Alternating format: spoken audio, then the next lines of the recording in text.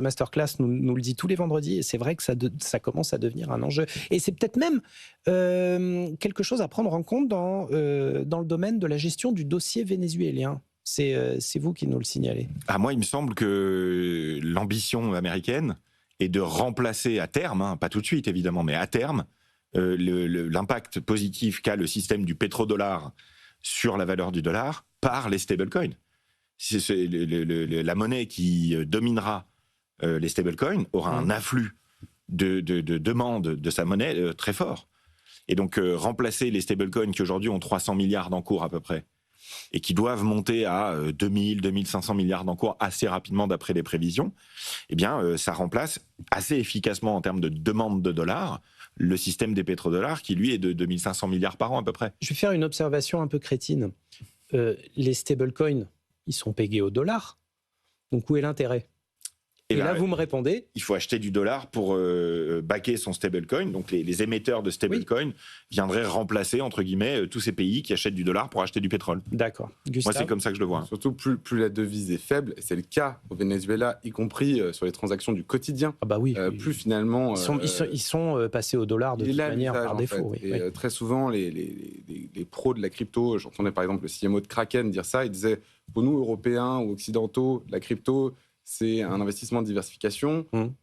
Pour beaucoup de gens dans le monde, c'est un instrument d'émancipation financière. C'est-à-dire que ce n'est pas les mêmes enjeux. Et en fait, ce qui est essentiellement utilisé, ce sont les stablecoins. Et typiquement, au Venezuela, c'est la monnaie principalement utilisée pour les transactions du quotidien.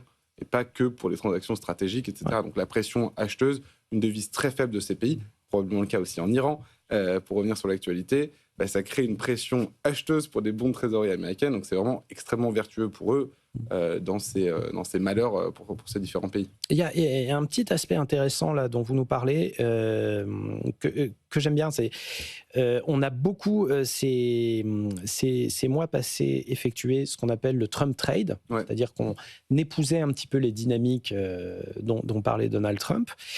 Vous nous parlez peut-être d'une ère qui commence, celle du Trump trading. Donc là, il est plus question de technique que de fondamentaux. Et c'est quoi exactement ?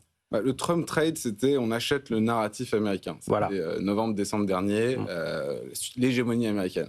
Petite surprise en avril dernier pour certains quand même, avec, je le rappelle, des replis autour de moins 20% sur les indices. Donc ça a quand même bien chahuté.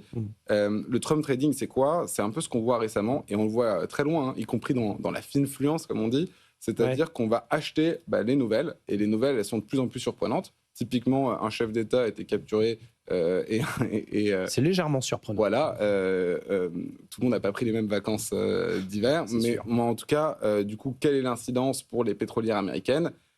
Effectivement, les incidences sont directes et se reflètent dans les cours, et on voit effectivement beaucoup d'activités boursières autour de ces paris. Il y a eu ces paris sur aussi l'armement, on en parlait hors antenne avec Mathias, avec ses décisions pour l'instant, ou ces annonces sur le versement des dividendes pour les sociétés d'armement qui seraient en retard de commande et qui sont surprenantes. Toutes ces annonces, finalement, de Donald Trump, on voit aujourd'hui une corrélation directe avec les cours, et donc du news trading, mais directement calé sur celui du président américain, sur du très court terme, et pas sur un cycle.